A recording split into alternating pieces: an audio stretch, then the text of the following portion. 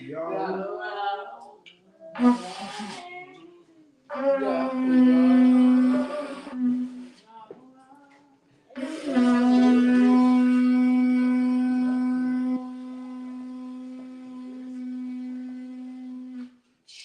Israel.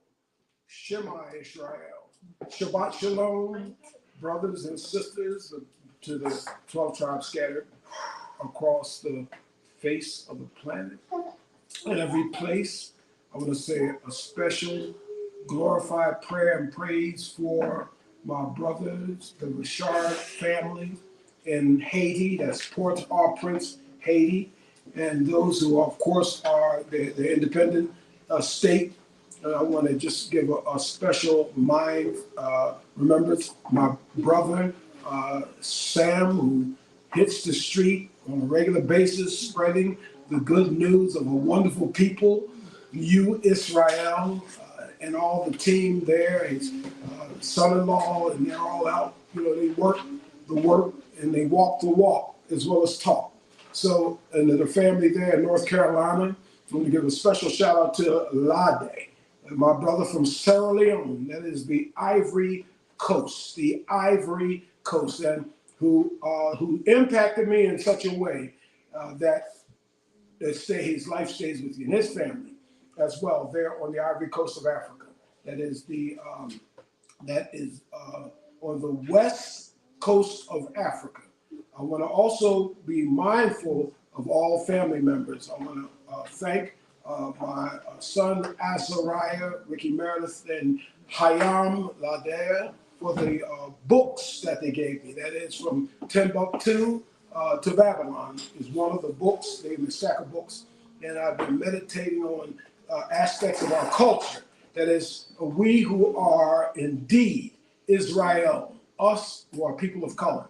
I want to thank everyone here who is present, always Zillionaire Records, Zillionaire Entertainment, television, that's always faithful in stepping to the plate at this point. We are going to take a brief look at the life of the people who are chosen, O Israel. You who happen to be, they call you in America black. They called you Negro, colored, and all these other colloquialist names that they gave you. You were called Jigaboo, you were called, it's a list of names. And so today you got to be mindful of what they call the new buzzwords that they use for you. They use your name and they call you the left. You don't know they're talking about you when they say the left. And you'll hear it in basic social media. They also call you the woke. They call you the woke. They also, in terms of teaching what has been known worldwide at this point about our history, they don't want it taught in Florida. Their governor there opposes an education on the history that actually is only really American history. There's no such thing as Black history. There should not be a Black History Month. It was the people that they speak of are the ones that are the infrastructure builders, those who actually were the hands-on builders of a nation that, even though their parents weren't even though they themselves are not slave owners or not slave masters, some have businesses and are driving in that direction, but they are not slave owners. But they reap the benefits of their grandparents and great-grandparents and so forth. They are living off of the residuals of a culture that has built the infrastructure in this country on free labor. A lot of us, and yours truly, have native family that were born and raised here and did not come over here on the ships that brought some of our other family members here. And for certain, Judah, and particularly you, did not come here on the Love Boat. The Love Boat soon will be making another run. You didn't come here on that boat. So being aware of who you are and knowing how you got here, and our natives that were already here, Yahudah, and the Yahudah who came to the islands enmeshed and birthed children. And many of us are the offspring. Many of our families didn't know the whip, but yet was abused by the same society that oppressors exercise today against the culture of people. And there's a history of that throughout our book, which, of course, many of you know. This book right here is our book. And the Nicene Council took out several books from here. They had taken them out so that we would not find out to read our history and to read our legacy. And I've heard many say history and legacy. But I say one step more. This is a book of covenant. This is a trust that has been given to us. This is a book that has promised us unprecedented increase in every area. And not for us to run after this stuff, but for us to be aware of who we are. This is our book. It was written for us and by us. That means that for every one of you who has this book and you know who you are, and you want to write a book, like we have family members that are published authors. Our son's a published author, and my sister's a published author. And we have other cousins, relatives who wrote books. I want you to know that this book right here, your book, that's written about you and written for you, is a #1 worldwide bestseller. Just want you to know that. Okay? Now, to this particular day of Shabbat, and to all the tribes of Israel, those are chosen under Yaqub or Jacob, Yahweh Shai, our elder brother, the anointed Christ, has made a way for us as we live in the Ruach to experience the benefit of being a part of all that has gone on according to prophecy. We are actually living in the initial time of prophecy that has been proclaimed throughout all generations.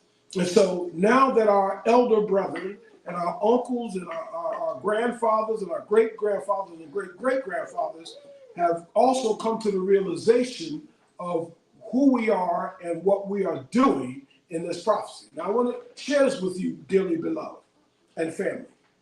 It's important to understand that our great-great-great-great-great-granddaddy, Ibrahim, or Abraham, walked into his father's shop, who happened to have been an idol merchant. His father had stores. Everywhere they went, his father owned a store.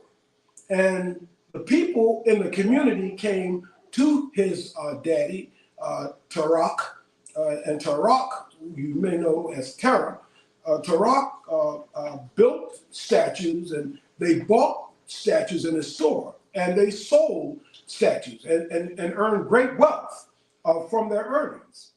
And Ibrahim had a struggle. He was going through something at a particular time in terms of their sales and looking at their bottom line revenue. Knowing that the people would come regardless, they built their idols, and the people came and bought their idols, and they bowed down and worshiped. So one day, Ibrahim, inside the shop when Tarak wasn't present, took a hammer, and they had built several statues inside that place. And he took his hammer, took his daddy hammer, and all the little idols that sold for a lesser price, and all the tiny idols that they had on the shelves for sale. He took the hammer and began to bash and smash all the idols. He took a hammer and smashed them one by one, pow, just tore the store up. But it was one large statue inside of the store that he wanted to let his daddy know that this idol was the bigger statue. And this idol was the one that was able to subdue the other statue. So he took the hammer and he put it inside the big statue's hand. Tarak happened to come by the store that day, even though his son was the manager. And when Tarak walked in. He looked around and said, what in the world happened here? And Abram said to him, you see that big statue over there, Dad? He took a hammer and he smashed all the little statues. And his father looked at him and said, what are you talking about, son? He said, these statues have no life in them. They don't have no power. And so he said, well, why do you worship them?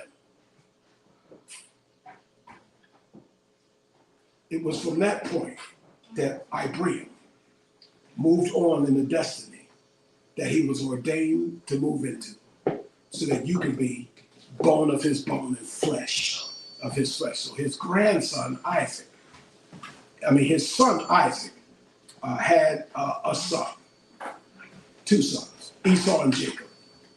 One son he had, and this particular son was the one who birthed an offspring, the red one whose twin brother was Yaakov, the black one.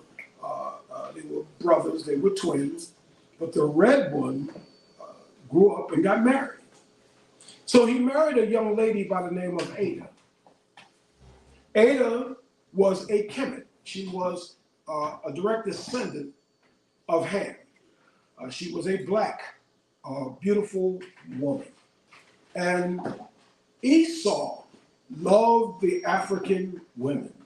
I mean, that just goes without saying. If you ever read the text in Genesis 34, 35, 36, he loved the black women. I think we're getting a sound repercussion here. I don't know how it's going to get. Okay? Okay. So, with the love of women, and he takes Ada particularly to be his wife. And Ada takes care of the home. She takes care of the family. She raises the children. Their firstborn happened to be a young boy, the one that she named Eliphaz. Now, Ada taught Eliphaz a lot about how things ought to be in a realm, because Esau had a realm to run. Are y'all getting this? But in the process of running the realm, a lot of times, Esau wasn't able to teach his son Eliphaz, the Temanite, how to communicate the things that he observed, because Edom was known for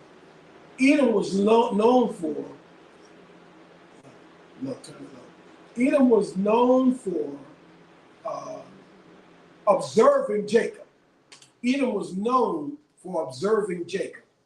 Edom was known, in other words, Edom was just a watch for whatever Jacob did, Edom was going to do. Jacob was the one that set the trend. It was the model. Jacob was the chef in the family. Jacob could hunt, Jacob could fish, but Jacob was the trendsetter. In other words, Jacob was the flavor of the family, the flavor of the house. A lot of Jacob's anointing came from his granddaddy, Abraham. So now, he, at this particular time, has a brother who's watching him. And then when he has a son, he falls into the same line in the teaching of his mother, Ada. Ada was a very smart black woman, because Ada was able to nab a son who was directly connected to the promise. Now, Ada knew that in that promise, she could have a life that could be above and beyond anything that she could imagine in her mind. It was her beauty and her savvy way that drew Esau in. And Esau knew he had somebody when he went to Canaan to get himself a wife. What this union bore was a very noble and a very intelligent young man. Ada's knowledge and Ada's experience and Ada's well-being within the household And Ada's busy serving her family, busy being under the authority of her home, staying within the safety and confines of her lineage and her heritage, knew that the promise was juxtaposed to her brother-in-law. I want y'all to pay attention. I don't want to lose you because I want you to stay there for a minute. Ada also knew that she had to rev up her knowledge in order that her offspring could experience the same benefits that Isaac, in his blindness, gave to Jacob, his son. The promise that was promised to Esau, the older brother. So what happened was, once Ada began to teach and to embrace and to hold this young man, he grew in wisdom, and he grew in stature, he grew in knowledge, and he grew in communication. Of course, we know, if you know the story of Esau, according to Genesis, that Esau had none of these qualities. The scripture is very clear, and if he did, never mentioned any of them. So Ada, being a Kemet, or from Canaan, a direct descendant of Cush and Ham, a direct descendant of Noah, a direct descendant of Lamech, who was Noah's father, a direct descendant of Methuselah, the oldest man ever lived, who was a direct descendant of Enoch, and who was a direct descendant, and so forth, of Seth, who was a direct descendant of Adam and Eve, had to have all of that information and that knowledge in his lifetime walk in order to continue as a leader in his community. And he did. So what we're looking at here is where Ada was able to guide this young brother away from a life of sin and degradation, away from a life of poverty and death, away from the life of loss and depravity, but into a life of abundance and warmth and outreach. These things his daddy did not possess according to the scriptures. So Esau, lacking these things, maintained his position as a watcher. Whatever he heard about Jacob, he went to try to mimic or emulate that lifestyle because he didn't have enough within himself, of course, absent of a promise that was given to Jacob, or that Jacob and his mother happened to have stolen, Isaac and Rebekah. He had to continue his life as a watcher. Notice the term watcher. His great-great-great-grandfather spoke about the watchers. Enoch wrote about the watchers. The watchers are basically people who just observe. And what they see you do, they basically jump on your bandwagon. Right or wrong, good or bad, pro or con, it doesn't matter. They watch. They have no agenda. They have no premise for anything to do. And they don't realize that as a people, they're there actually as a hindrance. Now, I'm going to ask someone to read for me. I hope it could be my dearly darling betrothed over there, to read Proverbs chapter 17. Proverbs chapter 17 and verse 17. Now, this is an example of not having an agenda, and why a brother who has one, who is building something, an empire, who's working on the things as a leader, the scriptures say that a man's gift will take him into great places. Okay, a man's gift will take him into great places. We're looking at Proverbs chapter 17 and verse 17. I'm going to pray real quick while she goes to the passage. Everybody just maintain your Eastern 7. Pray real quick. Avalo Saba Shamai. Yetkedesh Shimka. Tavu Malchuteka. Ye Retson Ika. Berikut Kashar Shava Shamayim. Yetkedesh Shimka. we say, thy kingdom come, thy will be done, on earth as it is in heaven. Give us this day, Telelu Hayam, our daily bread, Lachim Chikanu, our daily bread. And forgive us our trespasses, Yuslek Lenuet, as we forgive those, Ashmelanu, Kashar, Ashmullah, Solakimalaknu, Ashmulanu, who trespassed against us. And lead us not, Lide Masha, into temptation, but deliver us from evil. For yours is the kingdom, the power, and the glory, forever and ever. Amen. Look at Proverbs chapter 17 and verse 17. A friend loveth at all times, and a brother is born for adversity. A friend loves at all times. A friend loves at all times. This is what was taught to, even though we know there's a prelim here. Remember, Ada had to teach Eliphaz, her and Esau's oldest son. You can turn it off, son. Just click the button off. So teaching the only son, he had to learn the culture of the people. A brother is born, and it says for adversity. It says, but a friend loves at all times. A friend loves at all times. Okay? A friend loves at all times. Now, in light of that great revelation, we want to look at, I don't know, am I cut off on that? I want to be sure. Okay, all right, okay, because I want to make sure that, so I don't stress my voice here. Okay, all right. Now, Ada cooked the food, Ada cleaned the house, Ada led the other women in humility.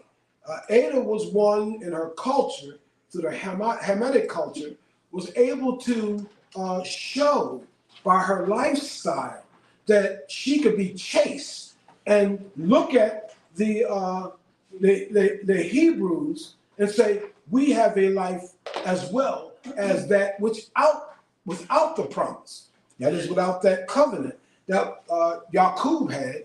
And even though the Lord said that he would change the nature of that promise anyhow. So Eliphaz, the Temanite, grows up. And as a grown man, he begins to be known in the community. He grows in wisdom and he grows in stature. His mother's the strong responsibility for his sense of knowing how to touch and connect with family, knowing how to communicate with loved ones, knowing how to be present, physical amongst the people in the community, not being a bump on the log, almost like a daddy, but was a physical part of that which took place in the culture of people during that time. Now, I didn't give you dates and times. I'm trying to refrain from it only because I would like for you to be grasping attention here, O Israel, you, the chosen people of color, with your book. So Ada had to travel. Ada returned home, and Ada made sure that the women who, of course, also bewives Esau, maintained their position in terms of how the home would be taken care of. Ada plays a powerful part in the life of Eliphaz, the Temanite. Now, I'd like for somebody to read for us before we. I want you to get to your passage before we go forward. I would look for someone to read the book of Esther, 2nd Esther, chapter 15 and verse 49. 2nd Esther, chapter 15 in your Apocrypha, and verse 49. That's 2nd Esther, chapter 15.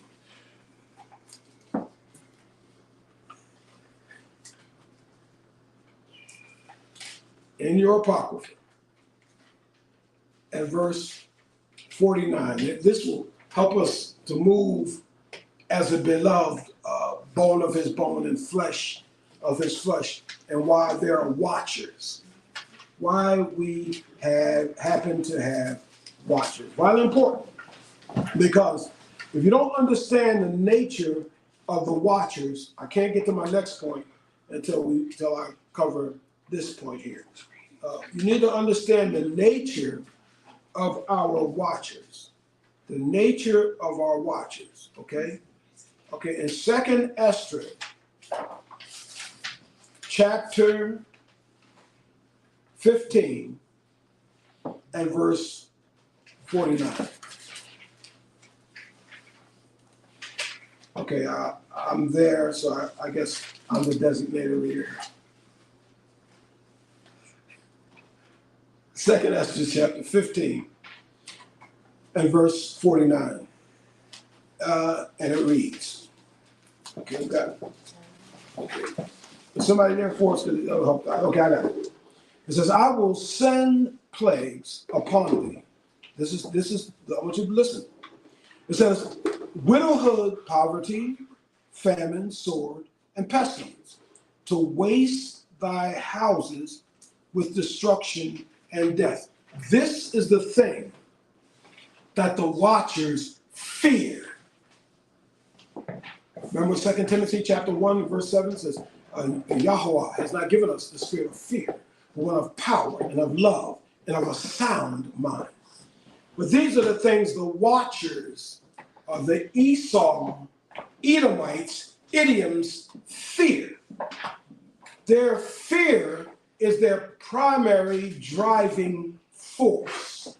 I repeat, their fear is their primary driving force. And because they're driven by fear, Jacob or Israel, us, his offspring, look bigger than giants.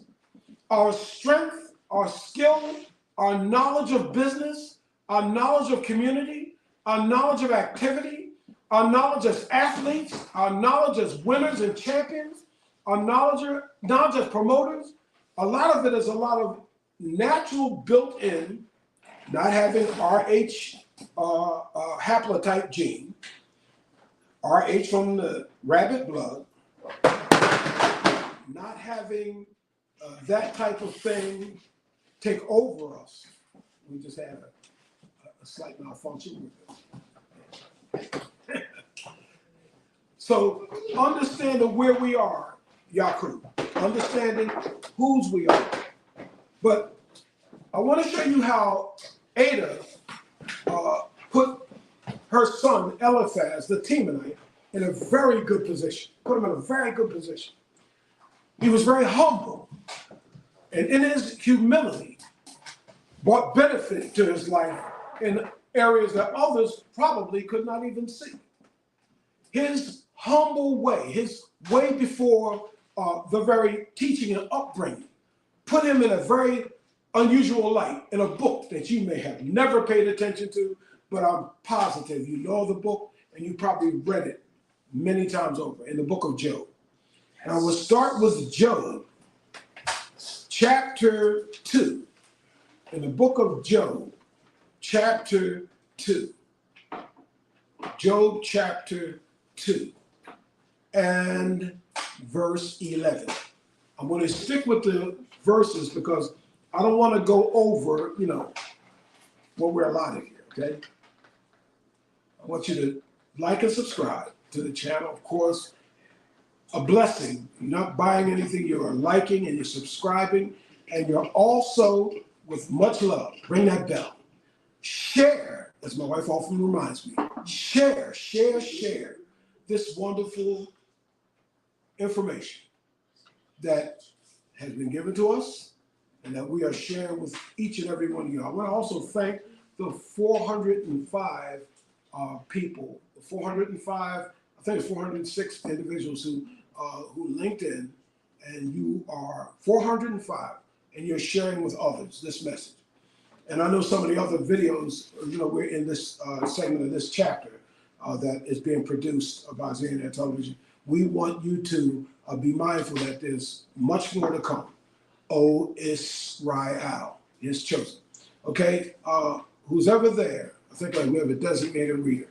Could you read that for us? That's Job chapter 2 and verse 11.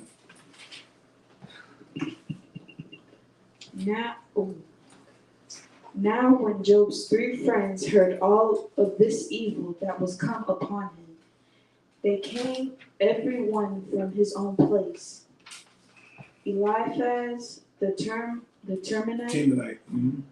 Temanite, Yes. and Bildad and Shofar. Eliphaz, that's okay, sir. Eliphaz, Bildad, and Shofar. Okay, Shofar?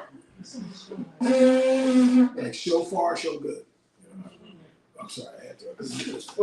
for they had made an appointment together to come to mourn with him and to comfort him. Okay, the story of Job, all of you know. That's why we're not going into the story of Job. All of you know the story of Job. Job was a man who prayed before the Lord on his knees, and he lifted up. And what happened was Job, without irreconciliation on any level, without any provocation, as far as they knew, except one maybe minor thing. Job had sudden disaster take him in a few months. He lost all 10 of his children. He lost all of his livestock and his crops. His dear, poor wife was in agony over all that he had suffered. And so through his suffering, many preached sermons on the book of Job. But here, Job has a friend among Zophar and among Eliab, Bildad.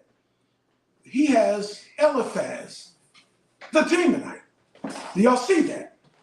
So we can narrow down Job's life, finally, in a book, with the book of Job, even though other scholars have uncovered this, to where Eliphaz, the Temanite, is actively involved in the life of Job.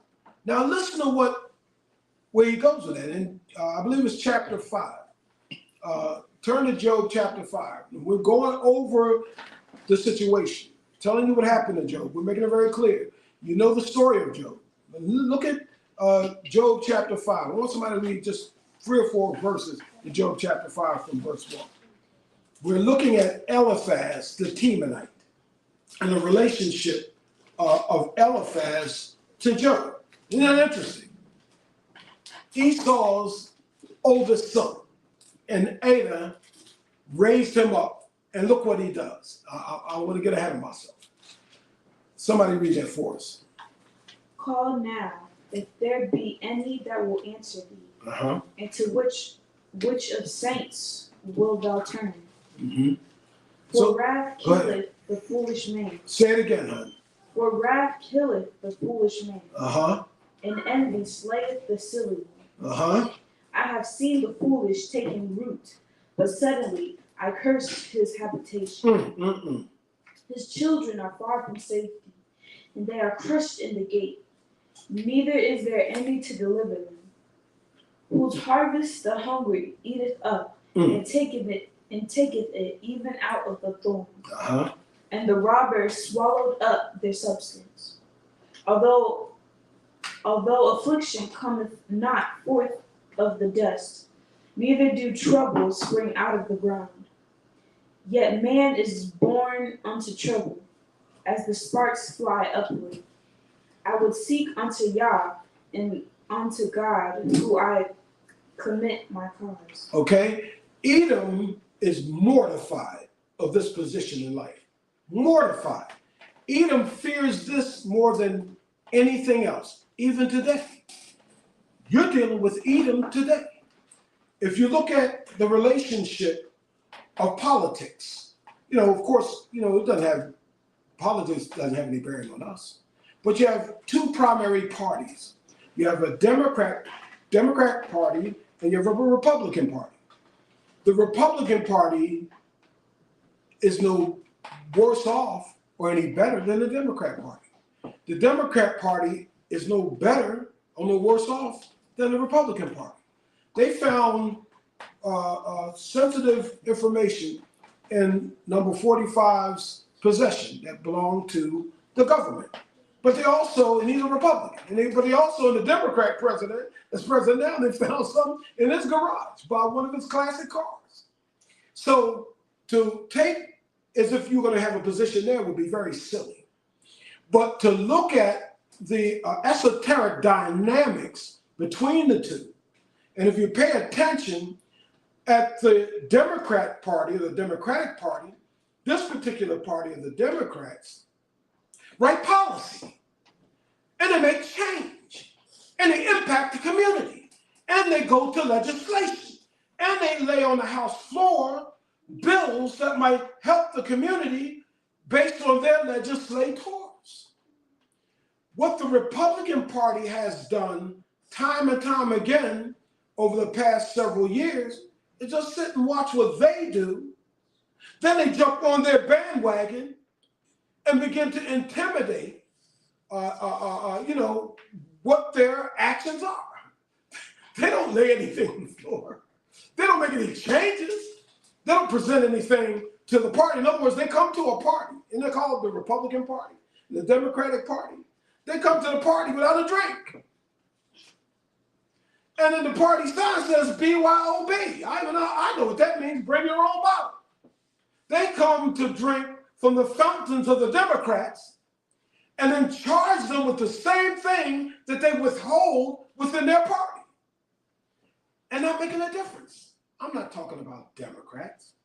I'm not a Democrat or Republican. Been an independent for years. I'm speaking about a premise by which a culture has been in our world since this time of Eliphaz, the Temanite, taught by his mother, Ada. A culture of people, Edom, who sits primarily and watches. Now, the difference with Eliphaz and his father, who is Esau, Eliphaz was concerned about the situation that took place with Job. Why? Because this is the very thing that the Republicans fear. They fear their poverty. They fear their lack. They think other cultures are eating up the circumstances and situations in society. That you're overtaking the wealth that you're basically getting from them, and don't want to talk about critical race theory, as they give it a new name, as they've given you names prior to this, and they want to continue on this bandwagon of what I call the lack thereof. Don't talk a good game. Everybody's paying attention. Be of that game, O Esau.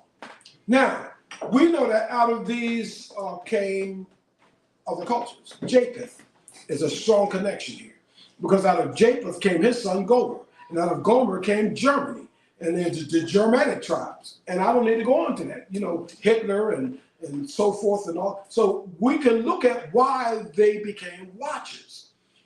If they're watchers in our society today, we call them police officers, we call them fire, they have different titles.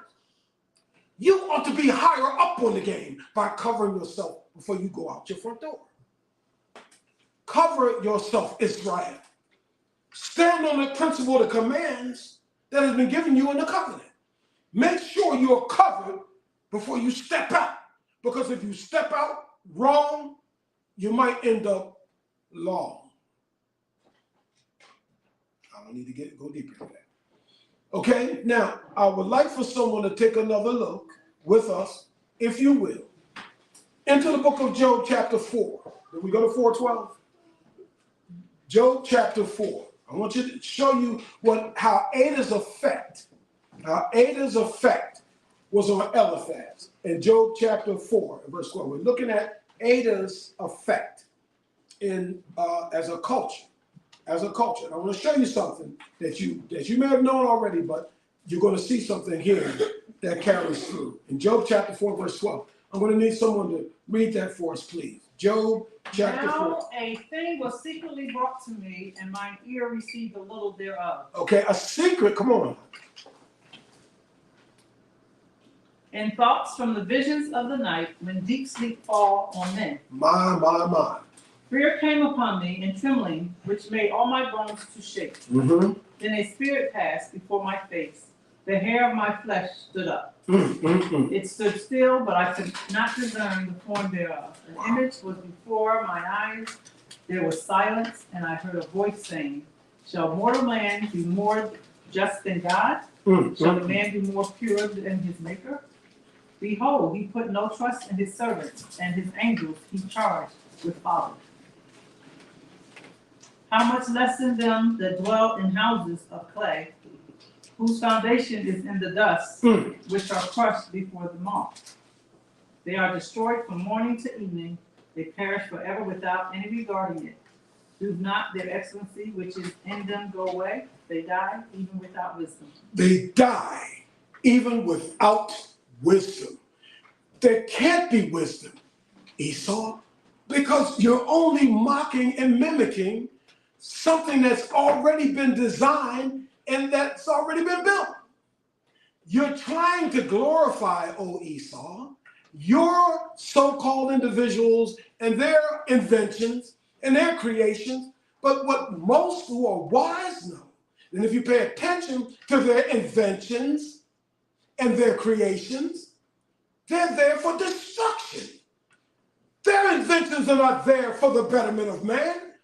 If you pay attention, and I'm going to show you what I'm talking about, you have technology. Why? For technology's sake. You have nanotechnology. You have robotic technology. You have integral technology. You have science design technology. You have fragmented design technology. You have framework casing technology. Cars, buses, trains, airplanes, boats, ships, submarines, cell phones, earbuds, headphones, microphones. The list goes on. But the moment you buy one piece of technology, in a few months, they make another one, a brand new one. And the one you just bought, like that, becomes obsolete. That's called technology. For technology's sake, you build for destruction. Because there is a thing called imminent obsolescence. When they built, it used to be a time when you could get a phone. Y'all remember that time? Remember the time when you were able to get a phone? And when you got the phone and you opened the back of the phone up, you had a battery in it. Y'all remember that? Remember you had a battery in it? You can take the battery out, charge the battery, or cool the battery, whatever. You had control of the phone, put it back in, bam, the phone was good. Because you could separate the battery from the phone. Now, in creative obsolescence, they build your phone so you can't get to the inside. Unless you put it down on the ground and go 30 stories up and drop an anvil on it. What is an anvil on it? Drop a weight on it. Y'all understanding this? So what's the purpose of technology? It's for technology's sake, so that you can waste more resources that they make out of paper, which is the dollar is not worth anything now, and they can continue the process.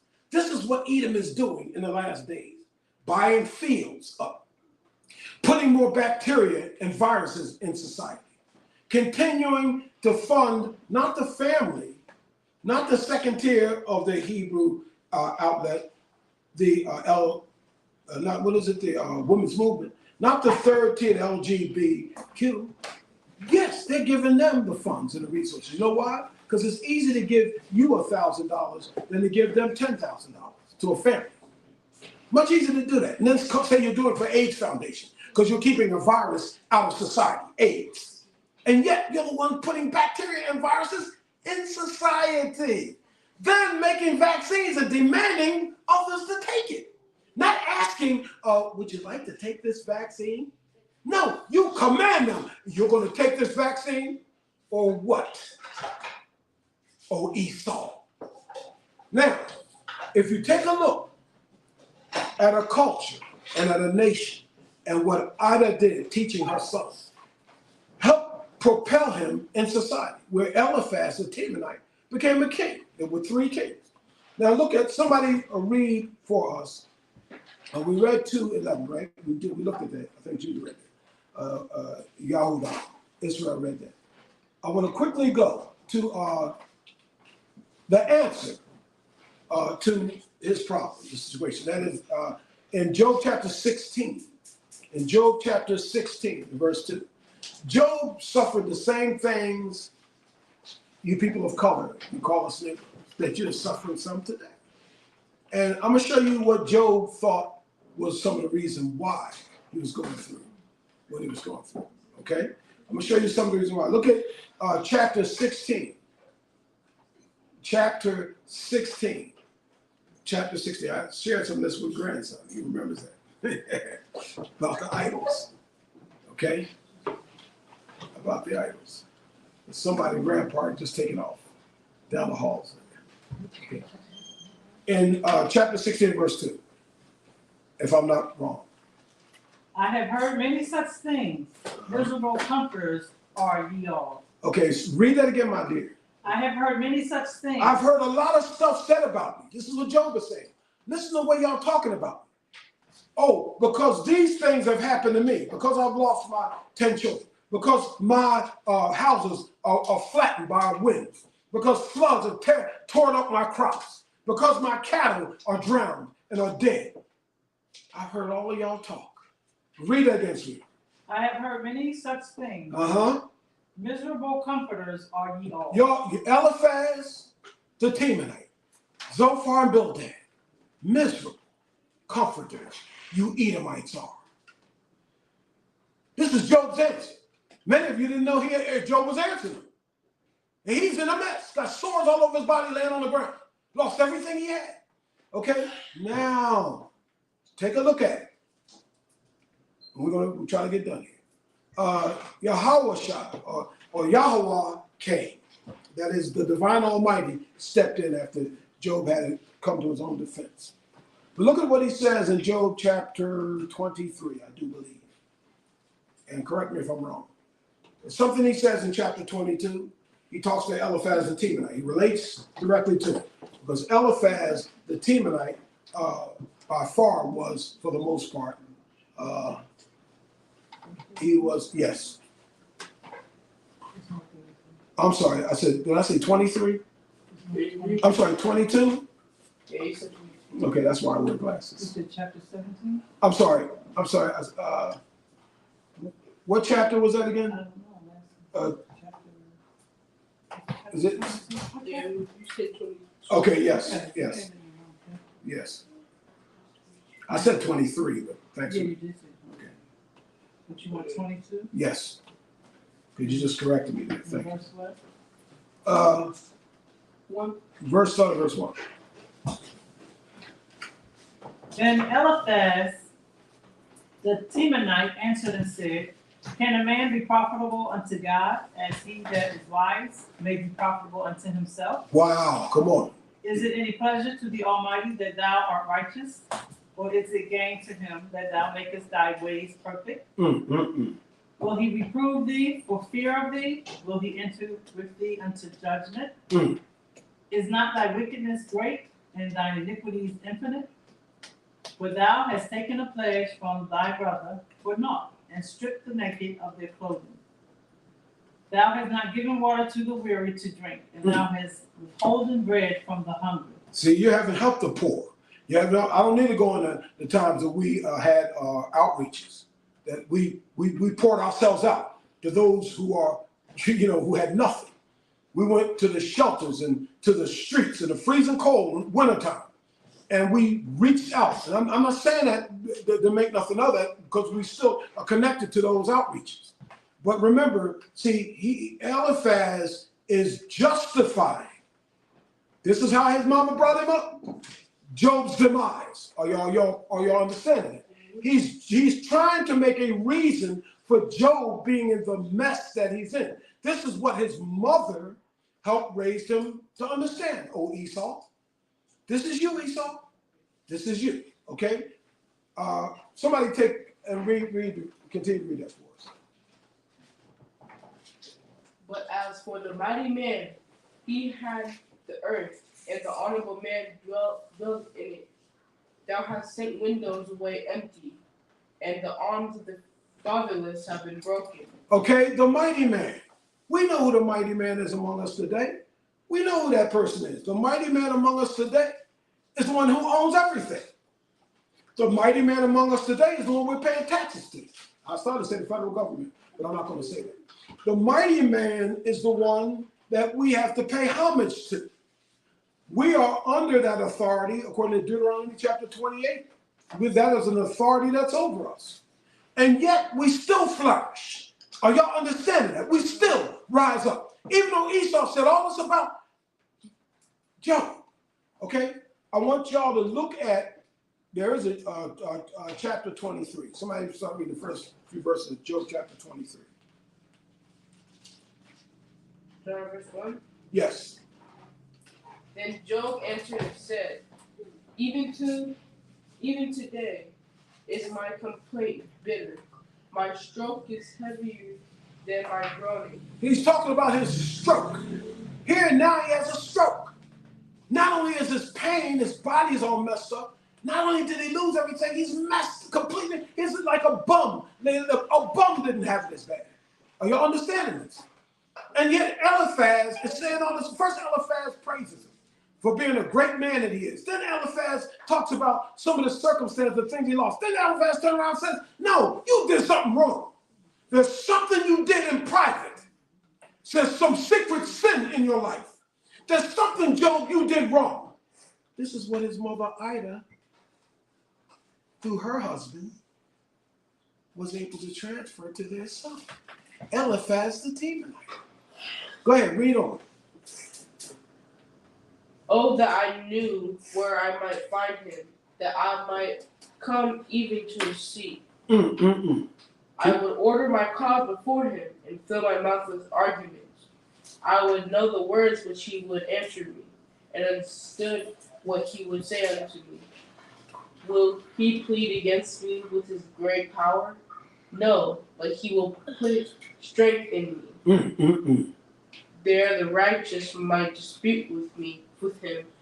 So should I be delivered forever from my judge? That is Tel El-Kadai.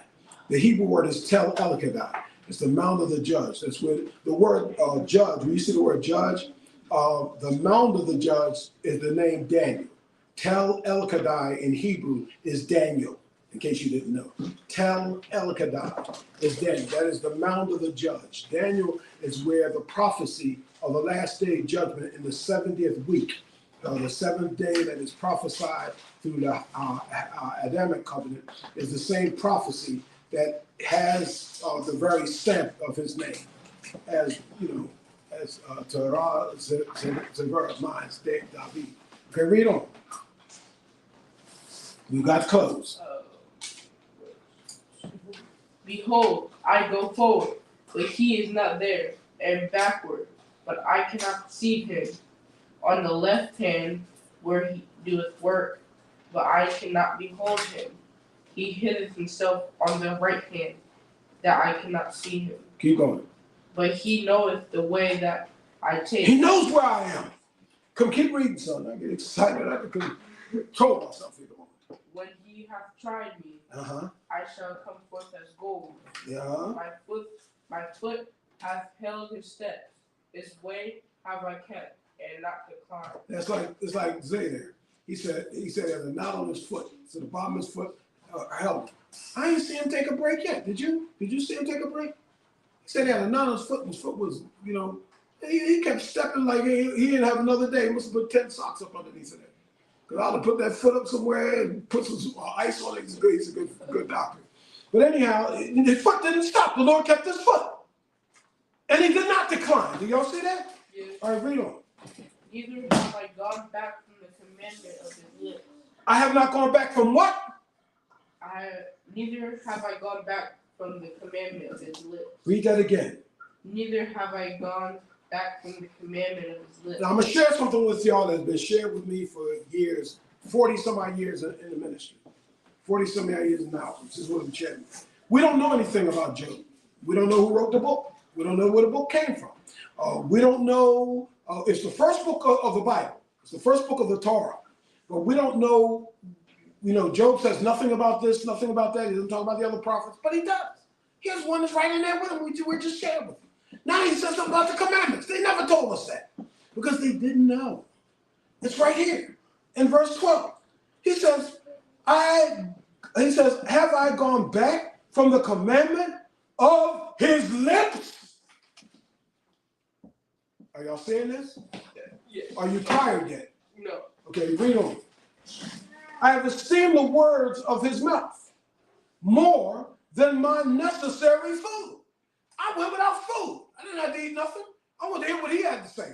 That made me more anxious. I was more excited about what he had to say than put something in my own stomach. But he is in one mind. Y'all hear this? And who can turn him? And what his soul desires, even that he doeth. For he performeth the thing that is appointed for me. And many such things are with him. Okay, now, I want to do this real quick. Job chapter 30, sweetheart, can you read that for us? Job chapter 30 and verse 30. Is everything okay? I want to make sure. Is everything okay over here? Is everything okay? Okay. Job chapter 30, verse 30. I want to show you where Job tried to lay a part of that blame. Where Job tried to lay another portion of that blame. Job tried to lay another one. We have to close it, y'all. My skin is black upon me, and my bones are burnt. Job thought because he was black. Maybe this is why this happened to him. I'm black. That's why I'm black. This only happened to black people. I had all this, now I'm suffering. Eliphaz and they cuss. Eliphaz is over and Bildad and cuss me out. Ada taught this boy how to talk like that to me. And they were dead wrong. All right, Job 42 and verse 9, we're going to close out.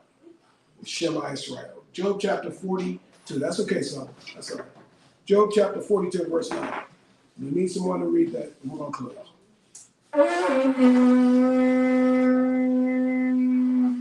Job 42 and verse 9. 42. Job chapter 42. What? It's in your Bible. And verse 9. Job chapter 42 and verse 9 is in your Bible. So Eliphaz the Temanite, and Bildad the Shuhite, and Zophar the Naamathite went and did according as the Lord commanded them. The Lord also accepted Job.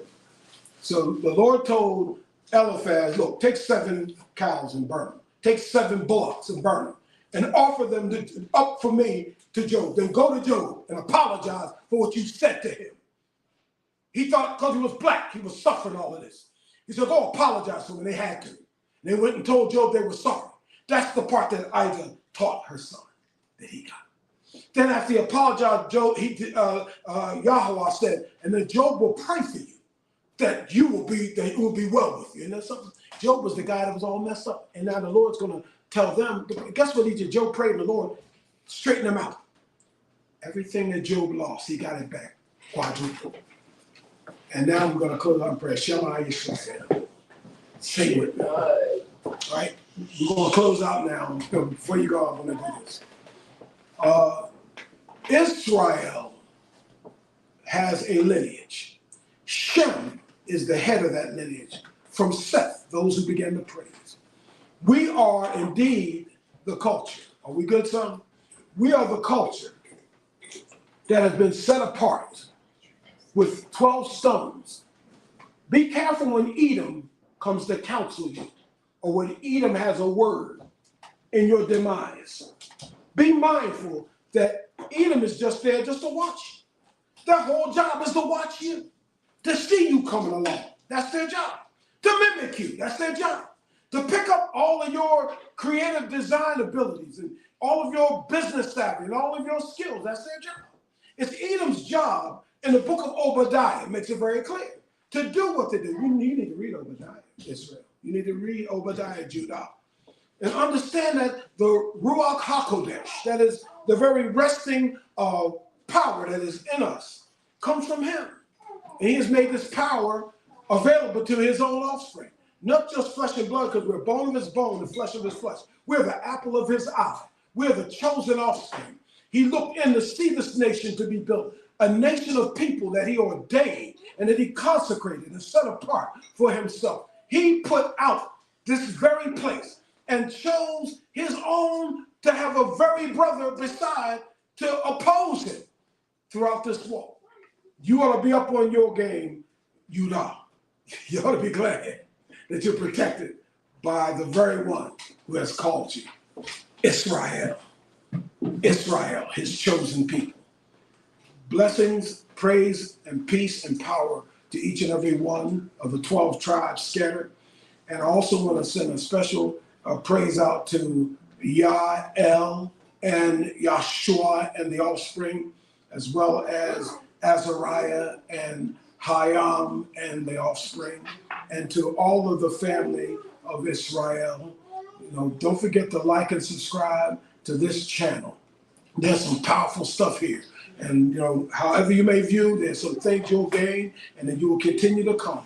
But I'll come back to you again with the prayer and blessing of Israel, his chosen, our Yahweh, who has blessed us, the anointed Yahshua, Christ, our King.